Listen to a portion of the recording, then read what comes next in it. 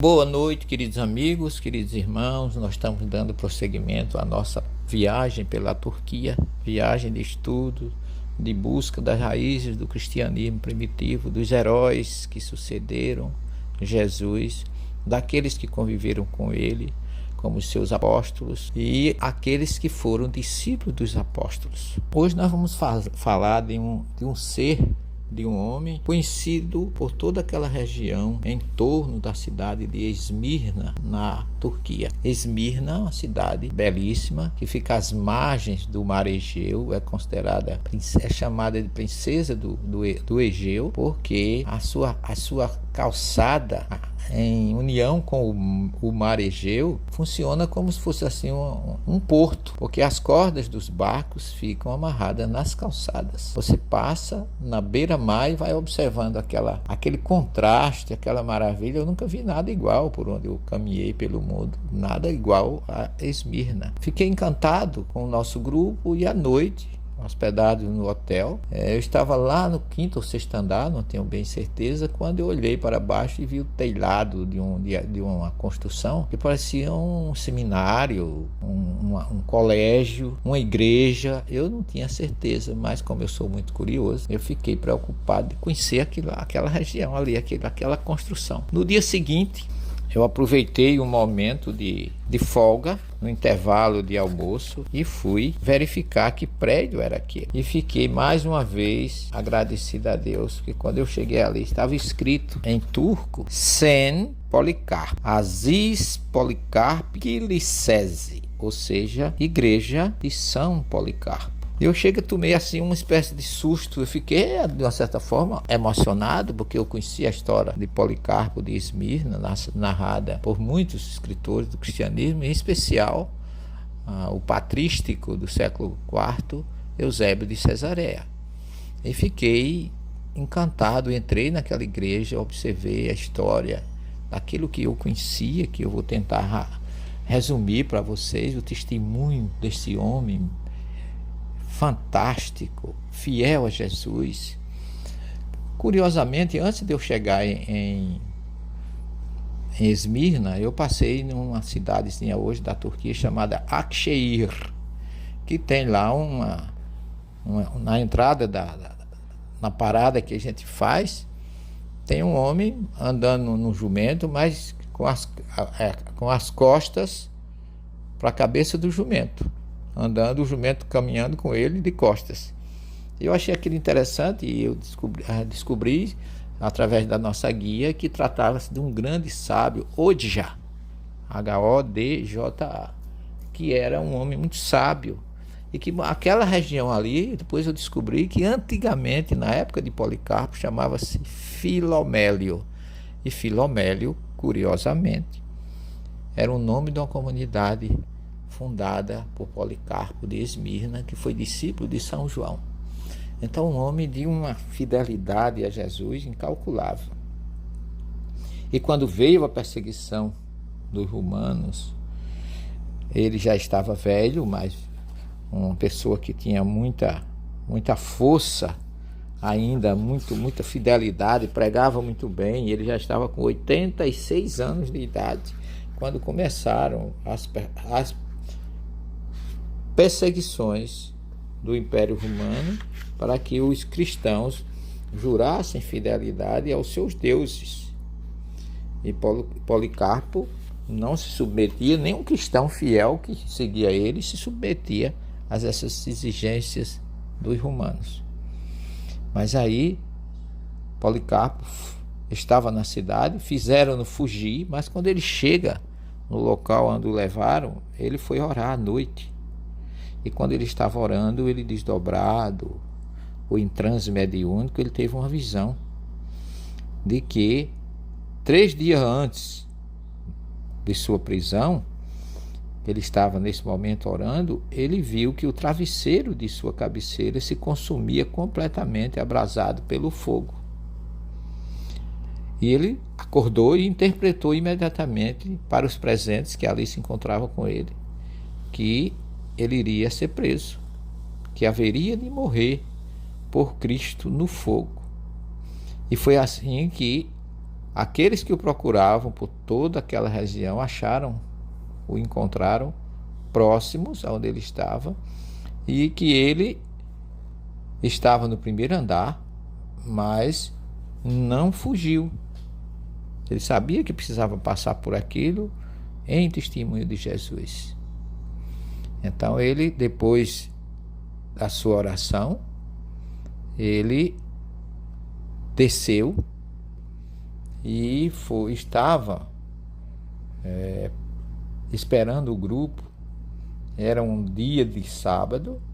Foram ao encontro de seu pai, da sua família, mas aqueles que chegaram e que trouxeram, fizeram subir no carro, sentaram-se ao seu lado e trataram de persuadi-lo, de modificar a sua fé, dizendo: que há de mal em você dizer que César é o Senhor, em se sacrificar com isto e salvar a sua vida, sem se sacrificar com isso e salvar a sua vida? Policarpo não respondia nada em princípio. Depois disse: não tenho intenção de fazer o que vocês me aconselham. E eles tentaram cada vez mais persuadi-lo, mas ele, sem virar-se, como se nada tivesse acontecido, pôs-se animadamente a caminhar com pressa, conduzido ao estádio onde seria sacrificado, onde haveria o sacrifício público. E o ruído era tão grande no estádio que misturavam, muitos não podiam ouvir. E quando Policarpo entrou no estádio, ocorreu um fenômeno chamado por Allan Kardec de pneumatofonia. Veio uma voz do céu dizendo: sê forte, Policarpo, e comporta-te como um homem. Ninguém viu quem falou, mas muitos dos nossos ouviram a voz.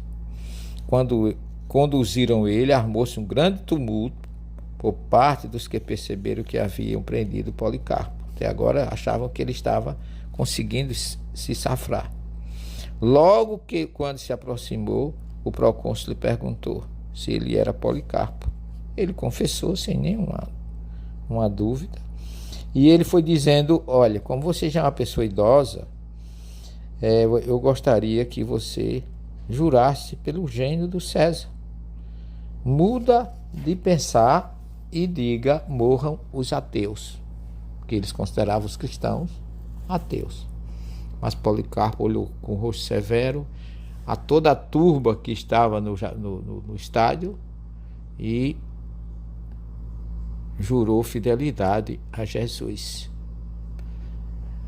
Maldiz o teu Cristo, diz o procônsul. Policarpo disse: 86 anos venho servindo a Jesus e nenhum mal ele me fez. Como posso blasfemar contra meu rei que me salvou? E o procônsul continuou insistindo, mas ele respondeu: se abrigas a vã pretensão de que eu jure por César, você está perdendo seu tempo. E assim é que Policarpo, de público, confessou ser cristão. Quando ele conseguiu convencer o procônsul de que ele não iria fazer ou atender ao seu pedido de renegar Jesus e jurar fidelidade a César, eles desistiram e passaram então agora a preparar o seu sacrifício. Quando eles viram que não tinha condições, então eles prepararam uma grande fogueira, colocaram no meio do estádio.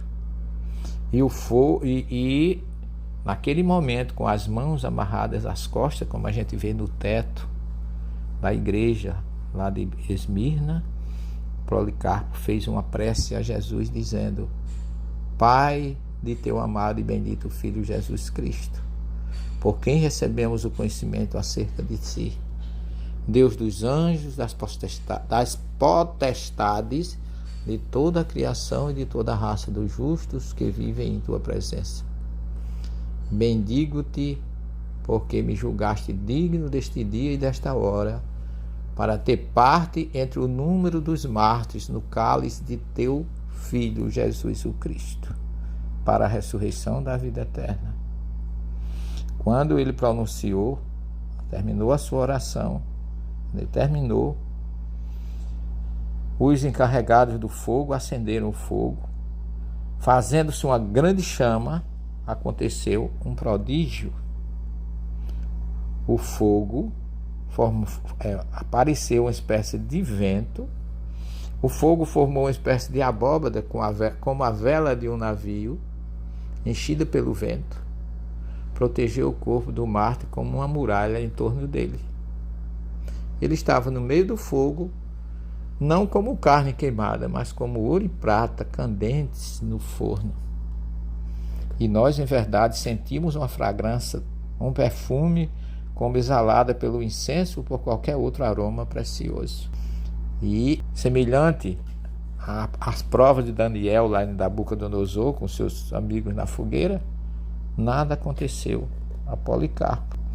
Mas, quando eles viram que o corpo não podia ser consumido pelo fogo, ordenaram ao confector que se aproximasse e cravasse nele sua espada.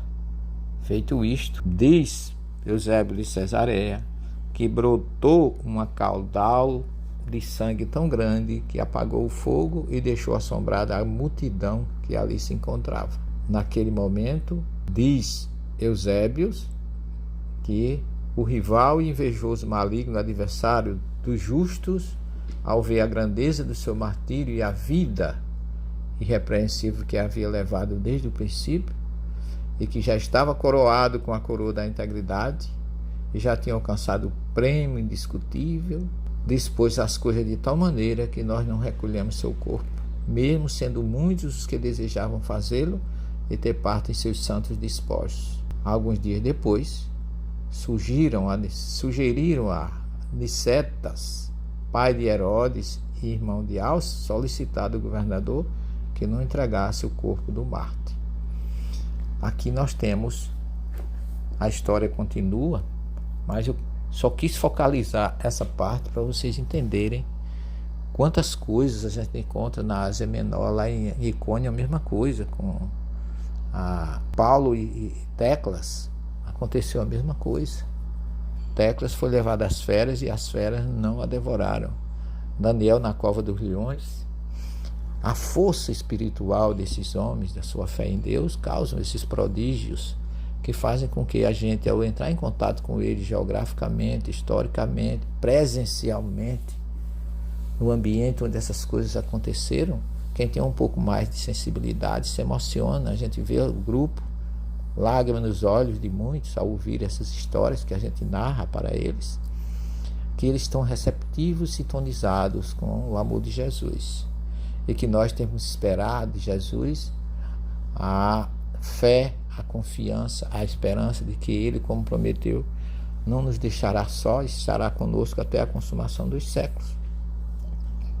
Por isso, meus amigos, nós estamos muito felizes com esse grupo na Turquia, porque eles estão trazendo para o Brasil as luzes da esperança de dias melhores e de um novo céu e uma nova terra, na colaboração, como diz o João no livro do Apocalipse.